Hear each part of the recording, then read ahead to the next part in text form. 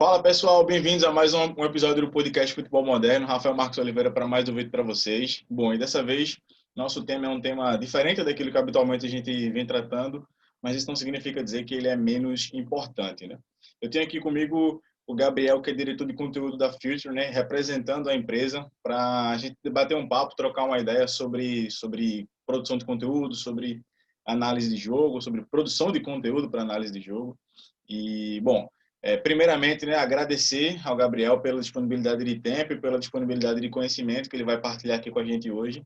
E, em segundo lugar, pedir para o Gabriel comentar um pouco sobre o papel dele no Future, né, e o projeto do Future como um todo, que é um projeto que eu acho que todo mundo que está nesse nicho, né, digamos assim, de análise, gosta, né, é um projeto que todo mundo abraça. Fala, Rafa, tudo bem? Obrigado, um prazer estar aqui para a gente falar sobre futebol e sobre análise, que é algo que, enfim, foi o berço, na verdade, do Futre, né? O início do Futre, e hoje já com diversos braços, já né? Fazendo assessoria e consultoria para clube de futebol e tudo mais, mas que surgiu né? com essa ideia de produção de conteúdo, que é o tema de hoje, que a gente vai falar. Mas hoje lá, eu trabalho com a direção de conteúdo toda, assim, de podcasts, do site mesmo, é tudo comigo. E aí a gente vai passando para os nossos colunistas, nossos analistas, né? Os podcasts, alguns já ganharam até vida própria, a gente diz, né? Porque, por exemplo, com o Cautio Pizza, que é o nosso podcast de futebol italiano, não precisa me preocupar com o Léo Bertozzi, com o Myron, eles criam a própria pauta, o God Save the Game, né? Que é de futebol inglês. Então, alguns acabam tendo essa vida própria para definir as pautas, que eu acho que é fundamental também, né? Não precisa sobrecarregar ninguém. No final das contas, tudo passa por mim depois, né? Para subir para o site, para editar os textos, os colunistas mesmo quando mandam, as redes sociais também. A gente está sempre cuidando, de repente tem algum conteúdo legal, alguma coisa para a gente propor em debate, mas de maneira geral, quando o Futre foi criado, a ideia sempre foi essa: debater o jogo com a importância que ele merece, com a profundidade que ele merece. Não é mais aquela coisa de se ganhou é bom, se perdeu é ruim. A gente queria entender mais sobre o jogo. Para quem pergunta, o Futre não é de futebol do futuro, tá? Curiosamente, as Era uma palavras pergunta que eu são... ia fazer. eu já vou dizer, a gente surpreendeu algumas pessoas quando o Eduardo falava, assim, a gente conversou e ele falou, não é, e aí muita gente se surpreendeu, porque é Futre de futebol mais culture mesmo. Curiosamente, a junção das duas dá o som, né, de futuro, mas de fato era de futebol e cultura, que é algo que a gente gosta muito, a cultura futeboleira, né, que querendo ou não é bem um nicho, né, como você falava ali, é um nicho de pessoas que gostam de ver um jogo de certa forma. O futebol está aí para todos, você pode gostar da sua, e aqui ninguém está dizendo que o nosso modo é o modo certo de ver, mas é a nossa forma. Quem gosta de ver de outras formas, tudo bem, o futebol está aí porque ele também ele é plural, né? Então ele tem muitas formas. Então o berço do Futre foi esse, trazer o futebol uma análise mais séria, menos polêmicas. A gente gosta de não falar sobre arbitragem, a gente tenta fugir sempre que possível desse tema. Às vezes acontece de cair, né? É inevitável, mas a gente tenta fugir ao máximo. A gente tem podcast sobre arbitragem, né, com a Nadine Bastos, comentarista hoje da Globo, mas, enfim, a nossa ideia sempre foi debater futebol de maneira séria. Eu acho que isso que a gente vai falar bastante hoje aqui. Show de bola, show de bola. Tu tocou no ponto dos episódios com temáticas diferentes, né? Um voltado para futebol italiano, outro voltado para futebol inglês. Tem um que é voltado só para futebol sul-americano, que eu acho muito legal. El Pero Invasor, né? O pessoal tá bem, a gente usa para quase aprender espanhol já junto com o pessoal lá. Pois é, pois é. É muito legal, muito, muito massa.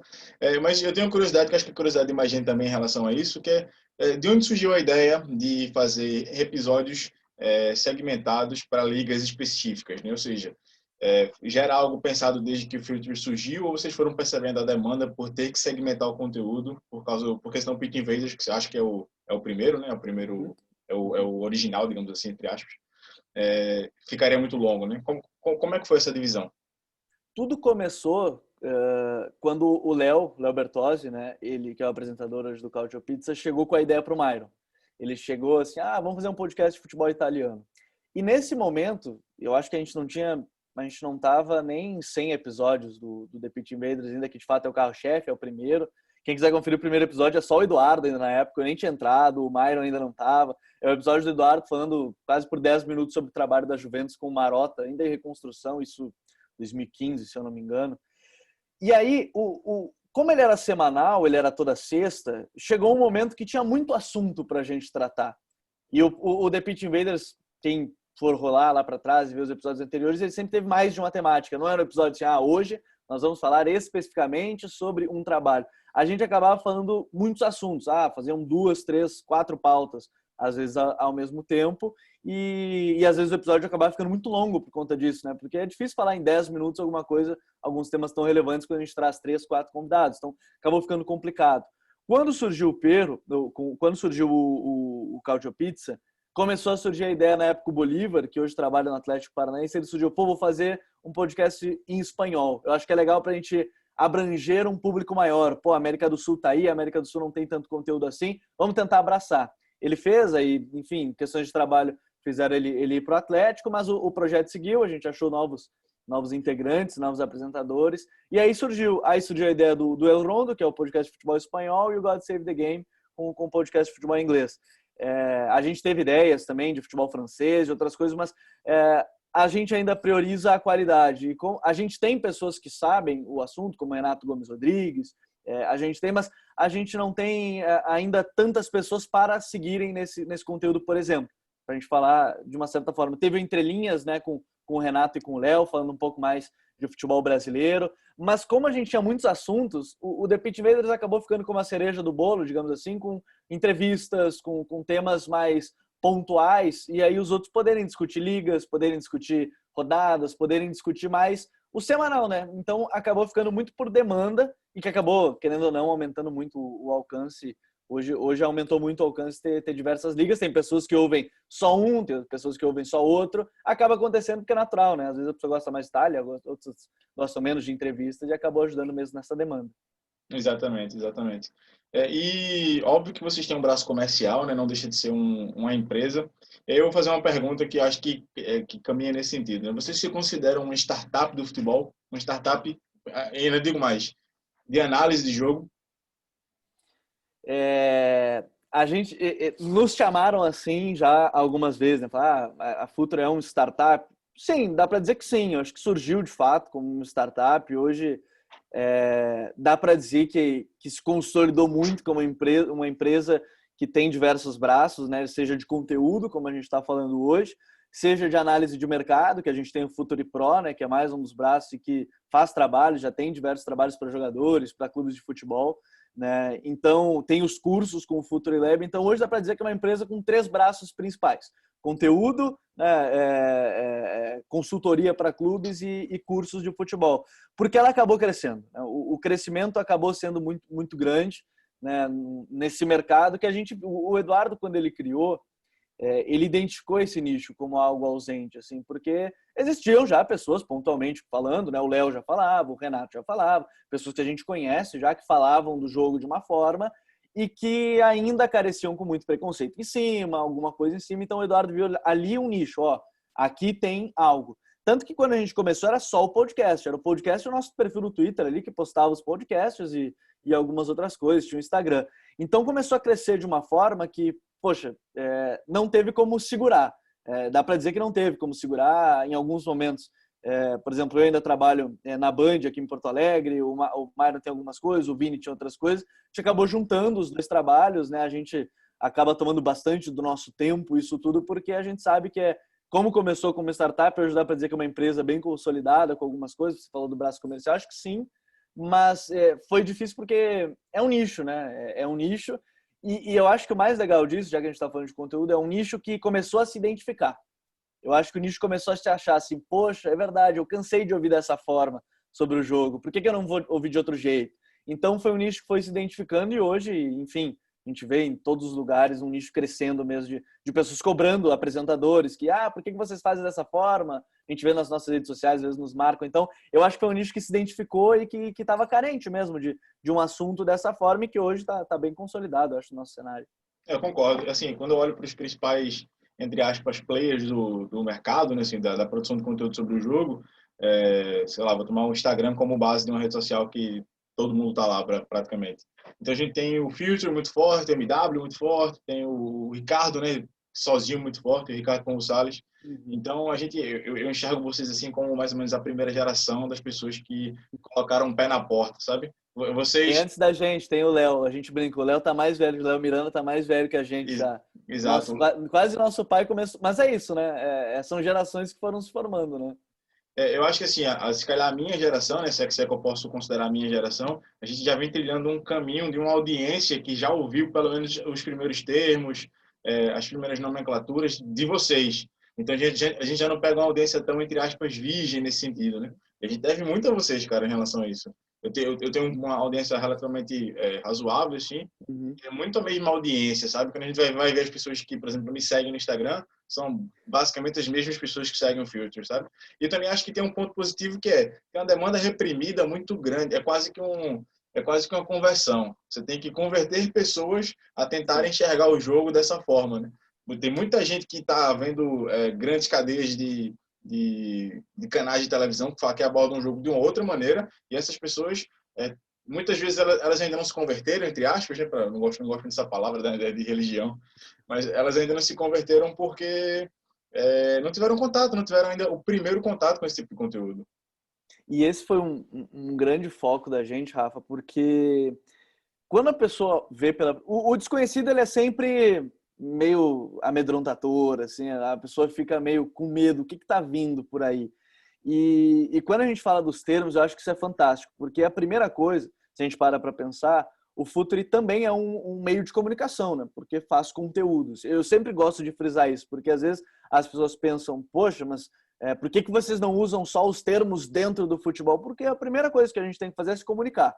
Acho que esse é o primeiro ponto, porque senão a gente não vai criar o nosso público. Ele vai estar lá, ele sabe que ele existe, mas ele não se reconhece em nenhum lugar. Então, o primeiro ponto, até quando eu estou editando os textos, e eu brinco que eu sou o primeiro a ler antes de todo mundo, eu fico muito feliz com isso, eu leio os textos antes de todo mundo, porque acabo editando. Assim, às vezes eu converso com pessoas, será que a gente não usa outro termo? Não é melhor para identificar mais fácil? O Guia do Brasileirão, que a gente lançou agora junto com as redes sociais do Campeonato Brasileiro, de maneira oficial, para mim foi um grande marco, porque mostrou que tem um público.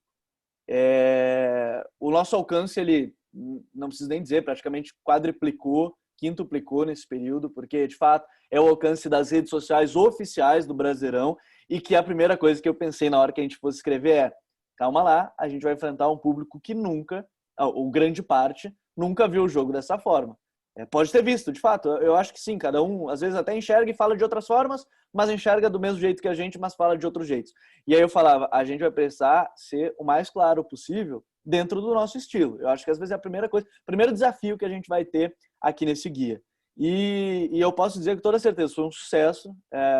Não vi, em nenhum momento teve crítica de tipo, falar amplitude ou profundidade. A gente tentou falar de todas as formas possíveis para todo mundo entender o que a gente estava falando. Por isso que eu digo, a primeira coisa que a gente faz é se comunicar.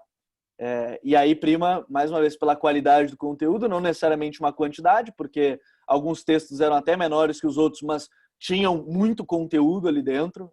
Falo sem falsa, tinha muito conteúdo ali dentro, sem falsa a modéstia. Então, eu acho que se comunicar, esse é o grande desafio hoje.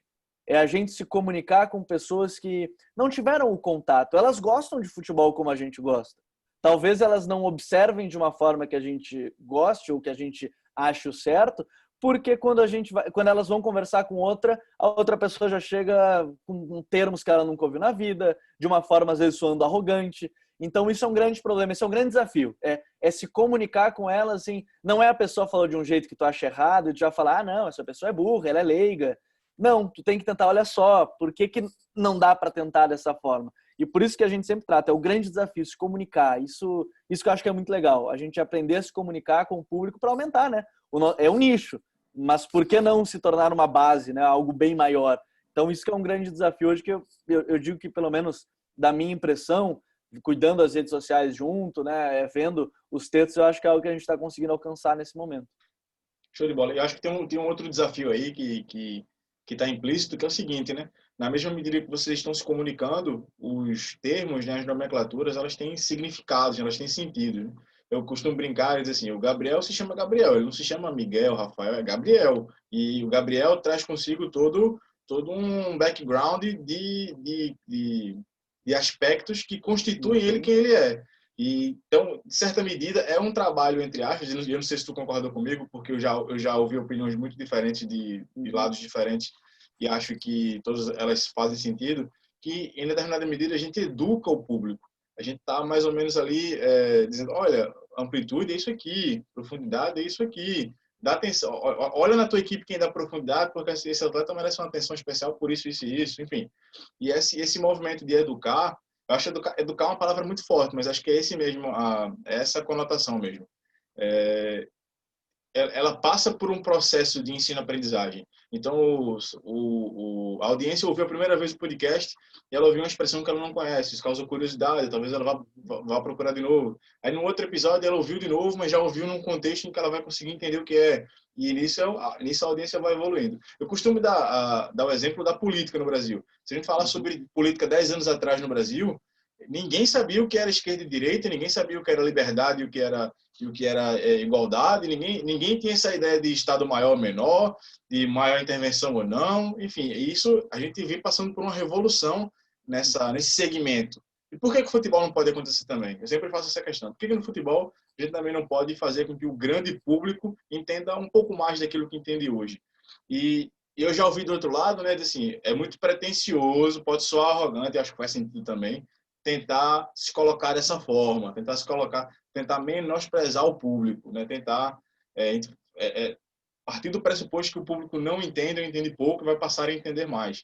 Eu entendo a crítica, mas eu acho que o menosprezo, se calhar, está do outro lado. Está do lado de que, se eu acredito que ele já sabe, né, que o público já sabe, logo eu não vou fornecer informação, eu não vou estar preocupado em me fazer entender. Enfim, acho que é um desafio, é um tema delicado. E como é que tu pensa, como é que o Federico pensa, como é que vocês encaram esse desafio da comunicação versus continuar com o sentido original daquilo que aquilo quer dizer? Quando eu fiz a faculdade, sempre me apresentaram o jornalismo como o famoso quarto poder, né? Que quando a gente tem um canal gigante, eu vou usar o exemplo, sei lá, da TV, do Sport TV, da ESPN, da Globo, sempre que essas análises, a análise tática, ela está presente já na Globo, eu vou dizer que há um bom tempo. Desde o campinho virtual, eu não lembro qual foi o ano que surgiu aquele primeiro campinho virtual. Acho que foi Copa 2010, eu acho. Foi mais ou menos por aí. Só que ainda era algo muito, claro, era algo totalmente novo. Poxa, olha só, tem um campinho ali com os jogadores onde eles estão no campo. Fantástico. Tá, eles começaram. A partir daquele momento, sempre que se tinha o campinho, se explicava o que era o campinho. Ó, esse campinho é para mostrar onde está cada jogador. Tá. Depois de um tempo não precisou mais falar sobre isso, porque todo mundo foi natural, né? Foi um movimento natural.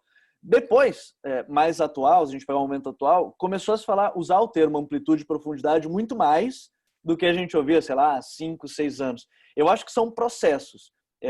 Eu acho que não é nem ter a pretensão de querer ensinar o público e nem achar que o público sabe de tudo. Eu acho que é um pouco dos dois. Eu posso falar de um jeito, eu posso falar amplitude, de fato, mas o público ainda não gostar de ouvir o termo. Mas ele está lá, ele está presente. Eu acho que esse é o primeiro ponto. E depois de um tempo, eu sempre, por exemplo, esses tempos eu escrevi sobre o Atlético, eu escrevi alguma coisa sobre jogo de posição. Mas como eu não sei se todo mundo sabe de fato, eu acho que quase ninguém sabe explicar de fato o que é o jogo de posição ainda, mesmo as pessoas que têm muito tempo da vivência, tentei pelo menos colocar num parágrafo 2 um básico do que é para a pessoa ter uma noção. É aquele popular, se você não sabe o que é isso, tá aqui. Mas não é dizendo, você não sabe, você não tem essa inteligência, tá ali no texto, a pessoa vai ler, ela vai tentar compreender. Então, eu acho que é um caminho natural, assim, a partir do momento que tu começa a naturalizar as palavras, as pessoas que assistem, e por isso que eu citei os principais canais, elas também vão naturalizar, porque elas vão começar a te ouvir mais. Elas vão ouvir mais o termo profundidade, então elas vão saber, profundidade é aquilo ali, é verdade, eu chamava de outro jeito, ok, acho que não tem problema. Aí vai se naturalizar, talvez como se naturalizou a palavra zagueiro e não mais back. Back era como a gente chamava o zagueiro. Corner, a gente chamava de corner. Era popular volante. Corner. E era o estrangeiro, né? Corner é estrangeiro. E aí depois a gente começou já a ouvir box to box na TV. Aí depois fala, box to box, mas o que é o box? Aí tu explica, box to box é isso aqui. Para depois, talvez, não sei se vai ser a gente, não sei se vai ser as pessoas que escrevem hoje, não sei se vai ser daqui a 10 anos. Mas essas palavras, eu acho que naturalmente elas vão começar a entrar no vocabulário, não pode achar que todo mundo sabe, não pode achar que eles não vão gostar. Eu acho que vai ser um processo natural de, aos poucos, todo mundo vai começar a trabalhar isso. Perfeito, perfeito. Eu acho que o ponto é exatamente esse, né? A palavra, a expressão que tu usou é, para mim, a expressão perfeita. Naturalizar. Cada vez ser menos forçado e cada vez ser mais natural, né? Tratar disso Não como... tem problema usar. Eu acho que o grande ponto é não tem problema usar. Só que tu tem que explicar. Eu vou chamar o volante lá de, sei lá, Mesala. O Tite já usou numa coletiva e gerou um frisson total. Mas o que ele quer usando Mesala? Não tem problema. Mas explica o que é, porque de fato é uma palavra italiana. É uma função que no Brasil ninguém nunca usou. Na literatura brasileira não tem a palavra Mesala. Então tu explica, ó, esse cara é o meio-campista que joga entre ali, naquele mais ou menos entre lateral e zagueiro, naquele espaço do campo. Então tu tenta explicar. Daqui uns anos, talvez mais um técnico use Mesala, mais um técnico use, sei lá, qualquer outra expressão, mas que já vai estar mais naturalizado. Não adianta a gente ficar criticando também, usou Mesala. Explica. A função da comunicação também é se comunicar explicando o que acontece. A gente explica um termo juridiquês, por que não pode explicar um termo do futebol? Exato, perfeito. Eu acho que a gente falou de mesada, eu lembrei de algumas palavras estrangeiras que estão cada vez dominando mais, né? Palavras ou expressões, né? Como box to box, como mesala, como engante, né? Eu vejo muita gente falar engante também. Uhum. E aí, eu acho que a CBF teve um movimento agora há pouco, né? Do glossário, né? De fazer um documento que define de maneira oficial, se calhar essa é a palavra, o que são as expressões de futebol brasileiro, e acho que isso é um movimento interessante, né? Mas, Gabriel, deixa eu só tocar num ponto que eu acho que também é interessante, que tu falou anteriormente, que o Futre começou com o Twitter, postando os podcasts nos episódios, e hoje tá com a expressão do marketing do momento, né? Omnichannel. Tá no Twitter, tá no Instagram, enfim, tá em todos os lugares. Tá no YouTube também. Eu acho que vocês devem ter passado pelo desafio de eu vou aumentar a quantidade de conteúdo, mas eu não posso nem diminuir qualidade, nem perder identidade, né? Como é que foi esse desafio para vocês? A gente nunca priorizou quantidade e nunca vai priorizar. Acho que o objetivo do Futre não é ter não ter 10 textos por dia. Tanto é que às vezes eu tenho 3 textos para editar no dia, eu falo assim, eu não vou postar 3, eu vou postar 2. Eu sempre digo para mim, quando eu estou escrevendo e para todo mundo, eu falo assim, 2 textos para mim tá ótimo. Primeiro que a gente vive numa geração que as pessoas leem pouco. Então, se eu postar 300 textos, as pessoas não vão ler não vão ler 3 textos com a atenção que elas vão ler 2, né? A gente teve um período que era um texto por dia. Às vezes eram 2 por semana, 3 por semana. A gente nunca priorizou a quantidade, mas chegou um momento que o conteúdo acabou vindo. A gente tem os colunistas fixos hoje, com praticamente um para cada liga, futebol brasileiro um pouco maior, né? Porque, enfim, tem diversos braços dentro do futebol brasileiro. Então, naturalmente se aumentou. Mas eu nunca gostei, particularmente, eu sempre falei isso lá dentro, e como eu que cuido disso, a gente acabou entrando num consenso. Eu não gosto quando tem muito, por exemplo, dia que tem podcast. Aí a gente tem um dia que lança mais de um texto e mais o podcast. E eu acho que isso, às vezes, é natural. É natural. As pessoas...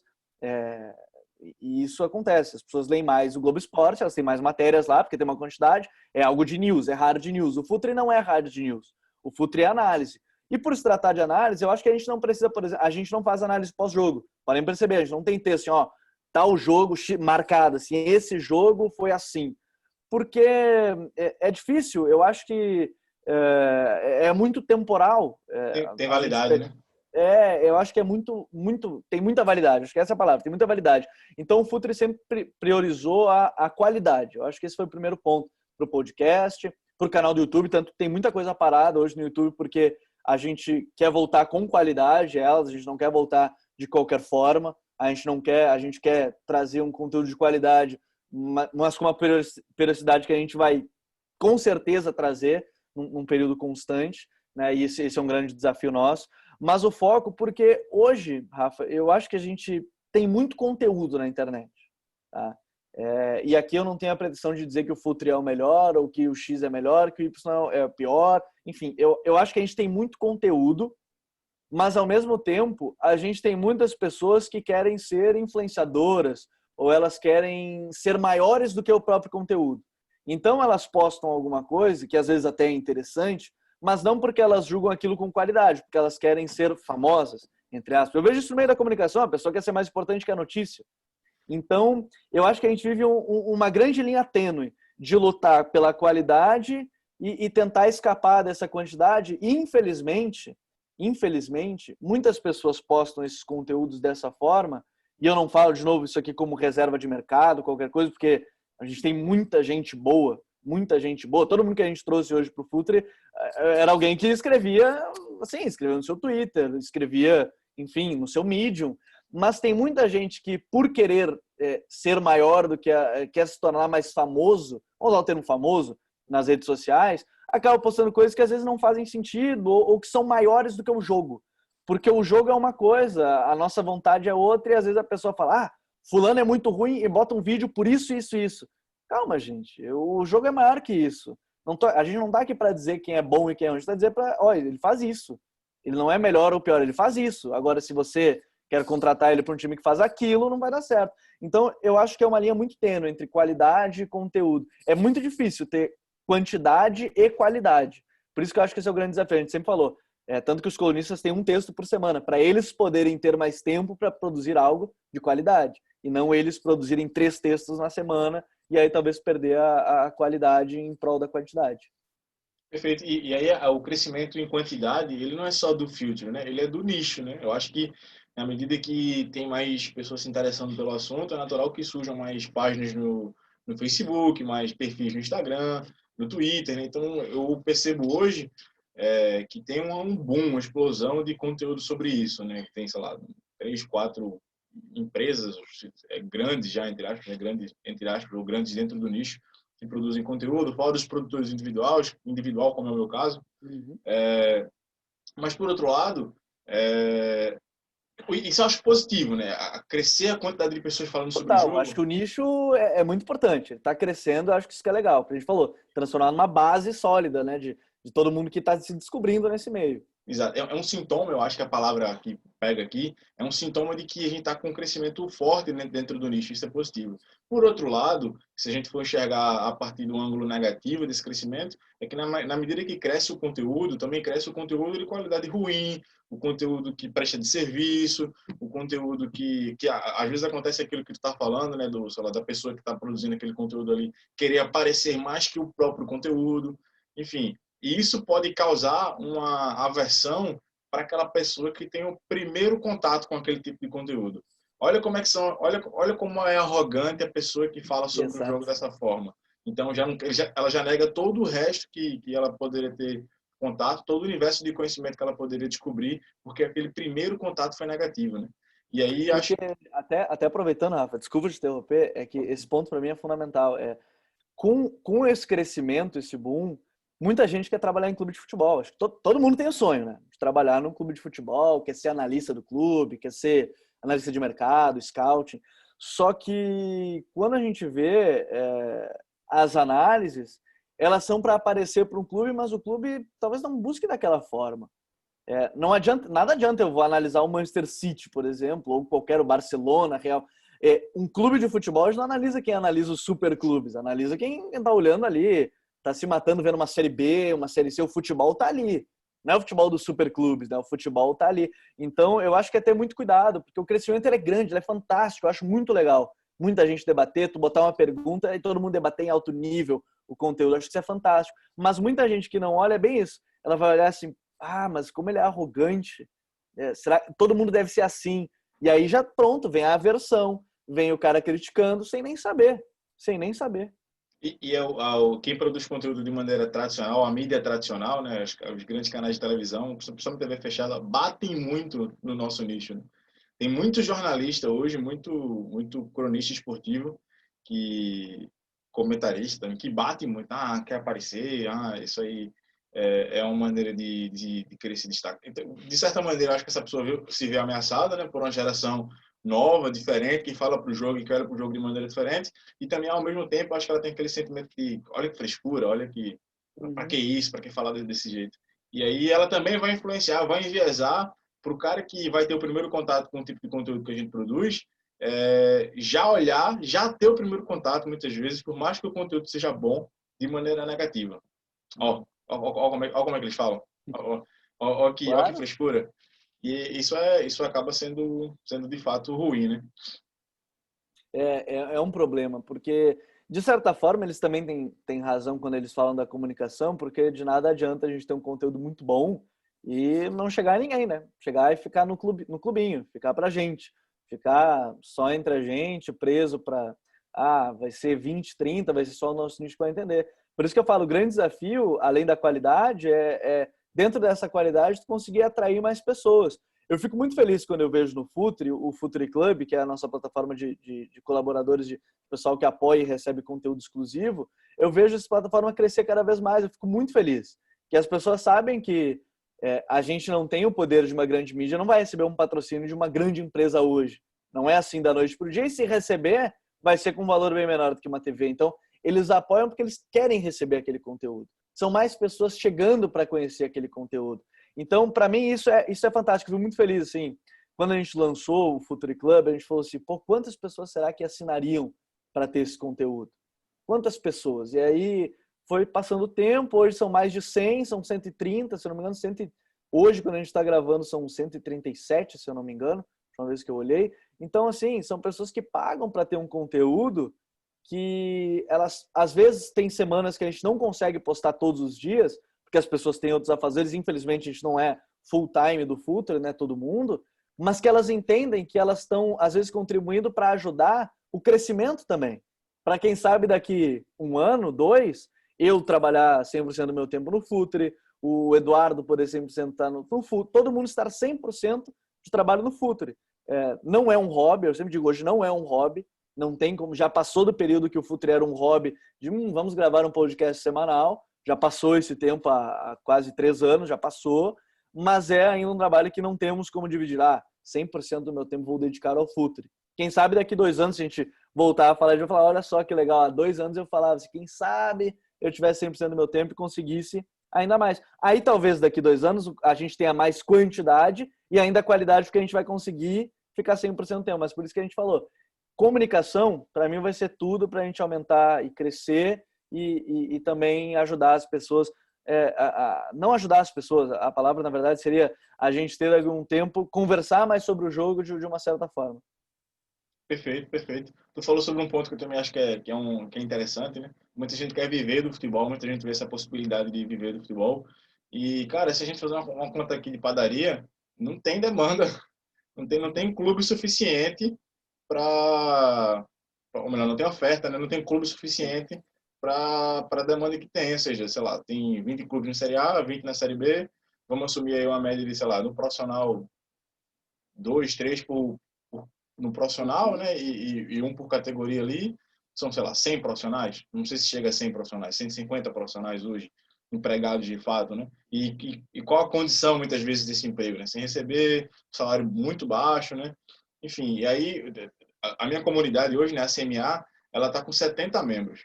E eu comecei a abrir um módulo, né, comecei um módulo agora na CMA sobre empreender na análise, porque eu já estou conscientizando as pessoas de que, olha, muitos de vocês aqui podem ter uma saída profissional para clube, pode ser que aconteça, mas já tem até alguns. Muitos não. E aí, vocês vão ter investido tempo, vocês têm esse sonho, e qual é a saída que vocês vão ter para tentar subsidiar esse sonho? Nem que se torne, por exemplo, uma renda extra, né? Não sei, não sei. Mas, assim, o nosso nicho precisa crescer, e eu boto esse precisa entre aspas, porque esse nicho vai forçar, vai fazer um movimento de forçar, eu acredito eu, a melhora da estrutura do futebol brasileiro para absorver a quantidade de gente que quer trabalhar sobre isso, e quando a competição rolar, os profissionais que vão sair vão ser de um nível muito alto. Porque se a gente para pensar, eu acho que é muito interessante porque a gente não tem um trabalho muito, não tem uma demanda grande, porque também essa parte não depende da gente. Os clubes são tão arcaicos quanto qualquer outra coisa. Eles ainda têm um pensamento preso sei lá, de 20, 30 anos atrás. Então, esse ponto acho que é muito legal de a gente debater porque ele não depende da gente. A gente pode ter o melhor trabalho do mundo, pode ter o melhor analista do mundo, mas o clube não vê essa necessidade, né? O clube acha que dá para ganhar de outras formas, que que tem outro jeito. Então, e aí entrou outro ponto que a gente comentou há pouco. Quando a gente fala de um clube de futebol, de nada adianta eu ser um baita de um analista para os gigantes europeus. Os clubes de futebol não querem esses analistas. Eles querem os analistas que conhecem o mercado do futebol brasileiro.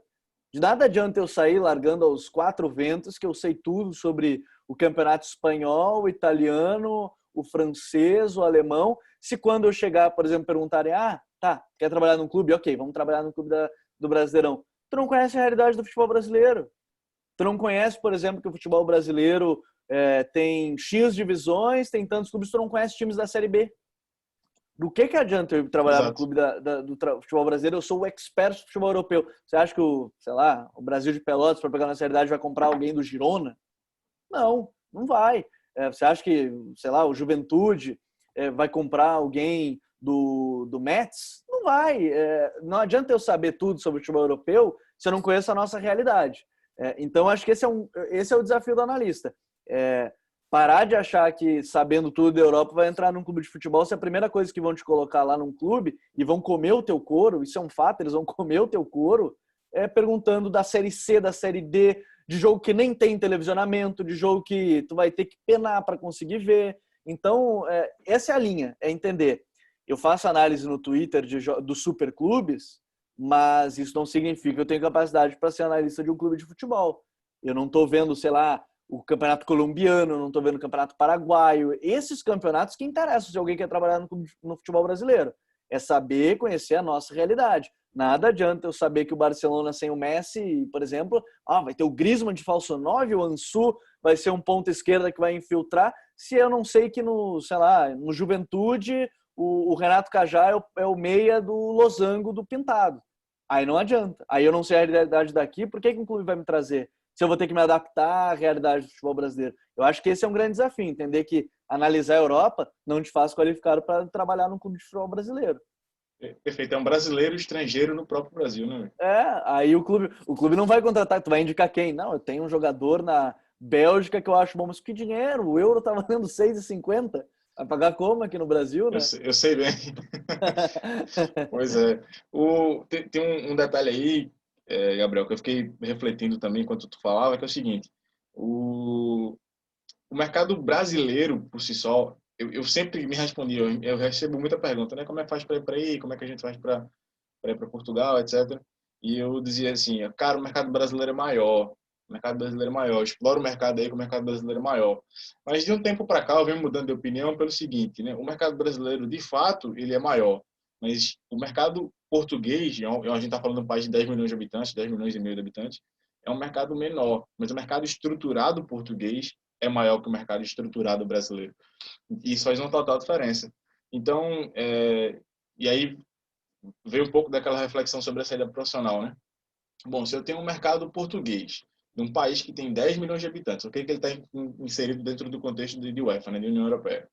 Mas por que o Brasil não pode chegar, cara? Porque, sabe assim, é de fato ainda muito, quando a gente olha para aquilo que outros países já conseguiram fazer, como Portugal, como Espanha, né? Não vou nem entrar nas grandes ligas europeias. A gente olha para aquilo que a gente tem no Brasil, a gente tem uma distância, cara, um caminho para percorrer ainda muito muito grande. E quando eu falo distância, eu não estou falando distância na qualidade do jogo em si, eu acho que isso é outro debate. Estou falando distância do ponto de vista estrutural, do ponto de vista das relações de trabalho, do ponto de vista das oportunidades de emprego.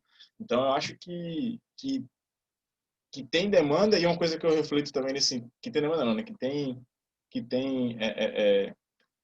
Tem que crescer, tem para onde crescer. E outra coisa que eu reflito também nesse sentido é se... Será que a nossa geração vai colher isso?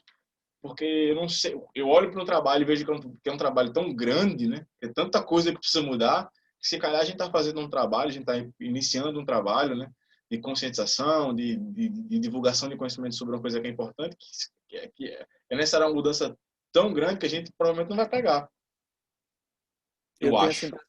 Eu tenho essa impressão de uma certa forma, mas também porque e de novo, os clubes, a gente vai depender muito dos clubes, né? Talvez a gente só vá ver essa estruturação quando a cultura do Brasil inteiro quanto ao futebol mude, né? Eu já vi pessoas que analisavam no Twitter, mas em Portugal, irem trabalhar em scout em clubes da primeira divisão de Portugal.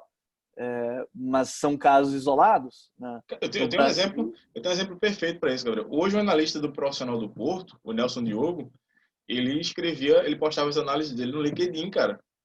E ele foi assim, ele já tem uma experiência em clube, já tem passado no Boa Vista, etc. Ele tem mestrado na área, enfim, ele tem uma trajetória. Mas o momento da chegada dele no Porto é o momento que ele está sem clube, ele já tem terminado o mestrado, e ele está postando as análises dele no LinkedIn, e ele sai do LinkedIn, eu posso estar até errado, mas a sensação que eu tenho é essa, que ele sai do LinkedIn direto para o Porto profissional, cara. Então, assim, e acredito que alguém que contratou, que avaliou, só, bom, esse cara aqui entende, ele sabe o que ele está dizendo. O nível de profundidade dele sobre o conteúdo é alto. Vamos ver se dá. Vamos tentar. Claro. Eu acho que são possibilidades que existem. A gente acabou de citar 2 exemplos, né? Agora não é mais no Famalicão, ele até postou texto lá no Futre essa semana, 2, 3 semanas, o Pedro, português, e que era scout do Famalicão, aí depois saiu, agora ele está indo para outros projetos e tudo mais. Então, é possível? Total. Mas a gente acabou de citar 2 exemplos em Portugal, como bem o Rafa disse, é bem mais estruturado, bem mais preparado e que está a fim de fazer e de que sabe que precisa disso nos seus clubes, enquanto nos clubes brasileiros se tem o departamento, mas nem sempre se é ouvido o departamento de análise. A gente é comum demais ouvir nos bastidores, indiquei tal jogador, ele ia ser perfeito, mas o clube preferiu o outro porque qualquer coisa aleatória ele preferiu o outro. Que o outro era do empresário X, era mais fácil. Então, isso é totalmente natural acontecer. Então, não sei se a gente vai colher os frutos de fato. Eu não sei se a gente vai colher. O Futuri já fez trabalhos de consultoria para clubes, já fez para jogadores, mas talvez entrar e esfincar e bater o pé na porta e dizer a gente vai entrar aqui e não vai mais sair, talvez hoje a gente esteja cavando ali, cavando, para depois alguém, tomara que se venha, né? Não sei de quantos anos, tomara que daqui 5, 10 anos a gente possa ter, as outras pessoas possam colher e entender o futebol brasileiro. Mas é muito cultural, né? Olha quanto tempo demorou para lançar o glossário, agora que a gente falou no início da conversa, o glossário do futebol brasileiro. Lançou agora. Baita trabalho. Aconselho todo mundo que está ouvindo aqui ler, porque ali acaba muito aquela coisa, quando a gente falava de jogo de posição, o que a gente usa, qual é a terminologia, ataque rápido, posições. Aquilo é fantástico, é o futebol brasileiro. Mas falta literatura para o futebol brasileiro ainda. Aquilo é um começo. Tomara que venha mais. Se a gente vai colher, eu fico nessa dúvida. Eu não sei se a gente vai colher. Tomara que sim. Eu ficaria muito feliz. Mas, como a gente não depende da gente, né? A gente depende muito mais dos outros. Exato, perfeito.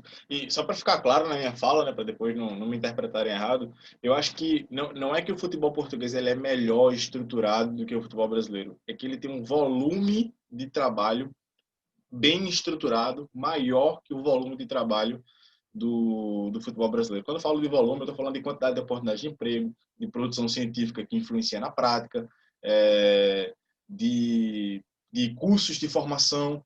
Então, e se a gente for relativizar isso para a proporção da população, aí é que fica desigual mesmo.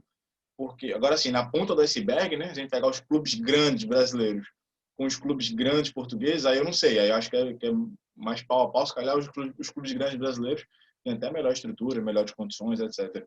Só para ficar claro na minha fala, para depois ninguém me acusar de dizer que eu falei que o futebol português é melhor que o brasileiro, enfim, não, só para que fique bem claro.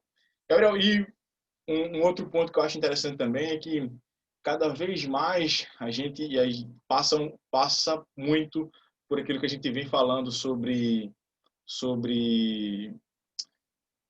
análise no Twitter, nas redes sociais. Cada vez mais a gente vê, isso é um fenômeno das redes sociais, na cultura do cancelamento, mas cada vez mais a gente vê isso acontecendo no futebol e no nosso nicho. Quando eu falo cada vez mais isso vem acontecendo no sentido de que o cara posta uma análise no Twitter, por exemplo, e aí ele posta uma análise que está completamente equivocada, completamente desassociada da realidade daquilo que foi o jogo. E o cara é cancelado, velho, assim, cancelado na proporção daquilo que o nosso nicho consegue fazer. Mas ele é escorraçado. Eu entro muito, eu tenho uma pessoa que cuida do meu Twitter, né? E aí ele às vezes me liga contando, cara, tu não viu o que aconteceu com fulano de tal, que postou, todo mundo desceu a lenha, cara, não sei o quê, sabe? E aí eu fico percebendo que, pô, cara, será que alguém perguntou pro cara como é que ele chegou naquela conclusão? como é que ele estrutura. Tem gente que é idiota mesmo, não tenho o que perguntar, mas tem gente que olha, pô, cara, fez sentido o que ele escreveu, vamos tentar dialogar ao invés de cancelar o cara. Eu acho que vai naquilo que tu falou, tá? Desculpa, pode terminar. Só para terminar a pergunta, que eu acho interessante. Vocês têm medo que isso aconteça algum dia com o Future? Medo não, mas tem receio que isso aconteça algum dia com o Future, por exemplo? Eu acho que esse cancelamento no Twitter, ele vai muito também da arrogância de quem critica, de uma certa forma, sem perguntar ou tentar rebater com ideias mesmo, porque eu acho que equívocos tem toda hora, a questão é rebater com ideias mesmo, acho que esse é o grande ponto. Mas também, imagino eu, quando a gente vê, às vezes eu vejo, já vi várias vezes isso também no Twitter, o cara, isso aqui tá horrível, essa análise é ruim, é que talvez as pessoas tenham predisposição com essa outra pessoa que fez a análise, às vezes acontece isso, né? A gente sabe que a gente está lidando com um monte de pessoa que não gosta. Quanto ao Futre, eu tenho, olha, pelo menos nesses 4, 5 anos, eu não lembro de nenhuma. A gente ainda não foi cancelado, estamos batendo recordes, ainda não fomos cancelados nesse momento. Acontece de pessoas que de fato nunca entraram, não conheciam a gente, entrarem e falar, o que vocês estão falando? Isso aí não faz sentido? Aí tudo bem, eu acho que é do jogo. Como eu disse, cada um vê o futebol da maneira que julga mais correta, não sei, é melhor. Se eu prefiro ver o futebol a partir de polêmicas, não tem problema, pode ver. Se eu quero ver o futebol a partir de análise tática, beleza, segue a gente. Se eu quero ver de alguma outra forma, eu sigo tais pessoas. Eu acho que as redes sociais te dão o que tu quer. Se tu quer ver dessa forma, tu vai ver o jogo dessa forma.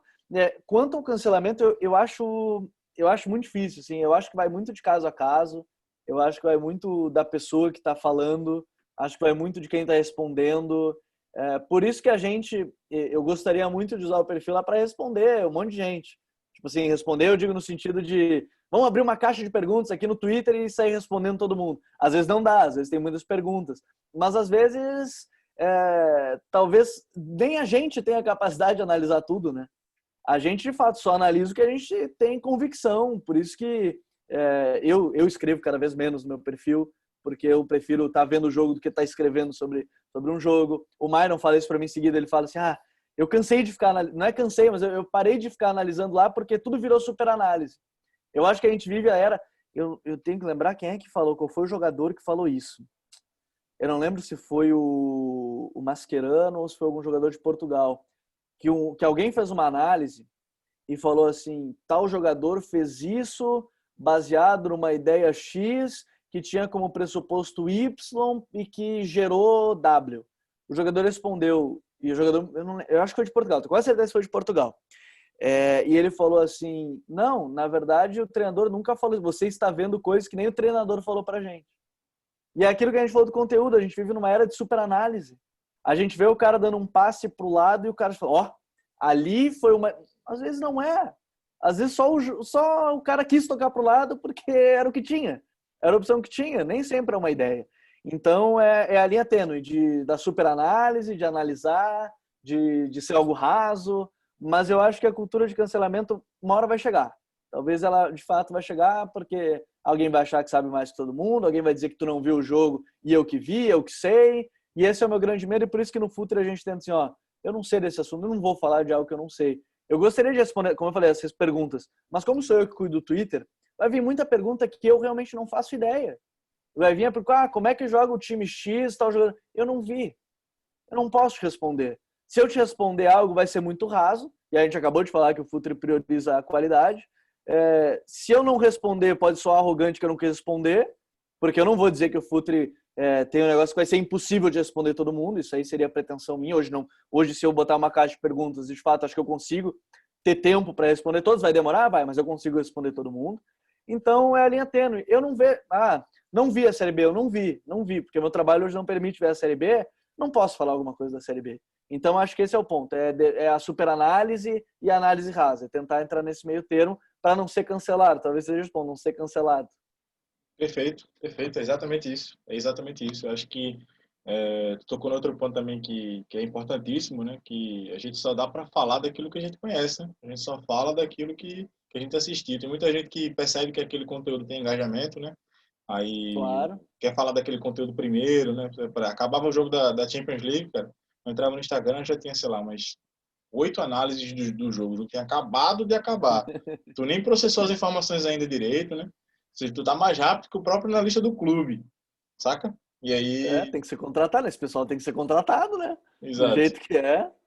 E aí muitas vezes você vai prestar atenção na análise de fato, é algo como tu falou, né? Algo raso, algo superficial demais, mas só porque quer aproveitar aquele momento para poder ter engajamento do assunto, né, e tal. Então, eu acho que tu falou uma coisa em relação ao conteúdo do vídeo que eu concordo muito, né? Eu tento mesclar um pouco no meu, mas eu tento dar muito mais atenção a esse tipo de conteúdo, que é o conteúdo que ele vai ter duração, né? O cara vai ler ele daqui a 5 meses e ele ainda vai fazer sentido.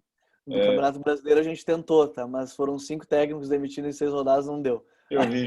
A gente brincou com o Gui, a gente falou assim, vamos ver quanto tempo vai durar. Aí deu 2 rodadas, já tinham demitido o primeiro treinador, a gente falou, não vai durar. A gente tentou, a gente brincou, a gente tentou. Teve um Pit Invaders que alguém falou lá, né? Não sei se foi o do Júnior Chávere, que alguém falou lá do que o guia tava. É. Que, Ah, que, agora mesmo, a gente gravou o podcast do Coleman lá com o Barcelona, 2 horas depois deu a bomba do Messi querer sair, imagina. Aí a gente falou, claro que eu brinquei, ainda bem que no podcast inteiro, e como foi eu que apresentei, eu fiz uma pergunta sobre o Messi com o Coleman, senão o podcast estava derrubado já, senão já era. Mas do Campeonato Brasileiro é impossível, o brasileiro a gente brinca. De Liga Europeia, de Champions é mais fácil, assim, o treinador manter durante todo o campeonato. O brasileiro a gente brincou, é o maior desafio que a gente tem. Exato, exato. E aí eu tento também fazer isso, né? Eu tento também, de certa maneira, produzir um conteúdo que ele tenha profundidade, que ele seja. Até demore, por exemplo, eu tô dentro da comunidade, eu me propus a fazer análise de todos os jogos da Champions dessa fase final, né? Pós-pandemia. E aí, falta entregar. Eu ainda estou devendo entregar as semifinais e a final, porque eu já analisei algumas vezes e não estou satisfeito com o resultado final.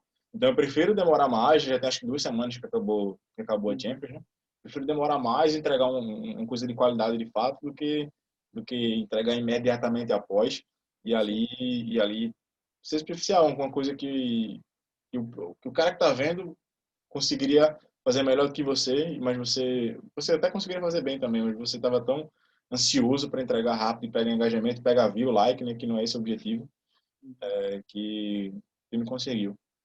Beleza, Gabriel. Show de bola, cara, nosso papo. Acho que a gente falou sobre tudo aquilo que a gente tinha se disposto a falar. Obrigado demais. Fica o convite aberto aqui para a gente trocar ideia novamente.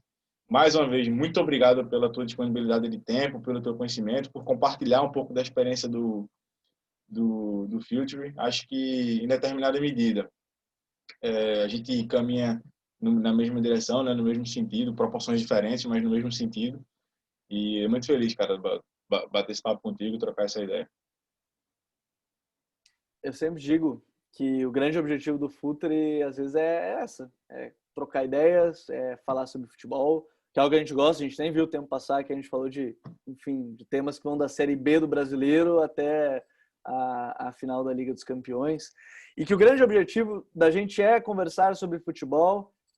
Quando a gente começou, a gente falava para 10, 15 pessoas. Hoje, a gente fala para muitas pessoas. Eu não consigo mensurar o tamanho de quantas pessoas a gente fala, mas eu sei que é muito mais do que aquelas 10, e aquelas 10, a gente sabe que elas ainda estão lá, elas são muito importantes, elas são parte, né, da história do Futre. Então, se a gente plantou a semente em algumas pessoas, que algumas já mandaram recados para a gente gente plantou essa sementinha da ideia da análise, a gente fica muito feliz, porque a grande ideia não é a gente ser, assim, não precisa, a gente não está aqui com a pretensão de ser os maiores e melhores da história da humanidade da análise, mas a gente está aqui a gente chegou aqui para tentar trazer a análise de futebol de uma forma que a gente sentia falta, né, no futebol brasileiro, que merece. Tem muita coisa boa no futebol brasileiro. Por isso que eu digo, às vezes a gente fica focando na Europa toda hora e a gente esquece que o futebol brasileiro tem coisas boas. E talvez a qualidade do futebol brasileiro dependa muito mais da gente também, dele crescer, de dar visibilidade, da gente mostrar que tem jogador bom na Série A, como tem até jogador bom na Série B que pode chegar na Série A um dia. Então, vejam mais, eu sempre digo, vejam mais o futebol brasileiro, não se espantem, tem treinadores com ideias, alguns nem tanto, mas eles também lutam com o imediatismo. Então, eu fiquei muito feliz da gente falar sobre conteúdo, porque eu acho que é uma linha muito tênue que a gente está vivendo hoje, né? Depois do boom da análise lá gerada a geração PlayStation, foi algo que a gente falou muito com o Bruno Formiga numa live lá no Instagram, né? Lá no nosso Instagram, mas que hoje virou a era da superanálise. Então, não é ser a geração PlayStation da maneira pejorativa que as pessoas usaram, e não é ser a pessoa da superanálise que acha que sabe de tudo e que analisa tudo e que vê mais ideias do que o próprio treinador que está lá dentro pensou. Aqui a gente está aqui para debater ideias, conceitos, enfim. Eu fico muito feliz desse convite. Sempre que precisarem, a gente está à disposição. É só chamar para a gente conversar sobre diversos assuntos sobre futebol. Se eu não souber o assunto, a gente delega para outro. Eu brinco, se quiser da Europa, Barcelona eu me viro, e futebol brasileiro a gente se vira. Mas de outras coisas a gente manda para os outros. Mas obrigado mais uma vez, Rafa. Que a gente tenha, quem sabe, os próximos anos ainda mais sucesso, todo mundo junto nesse mesmo nicho, que ele possa crescer mais ainda. Show de bola. Eu acredito muito no efeito maré, né? Quando um sobe, leva todo mundo para cima.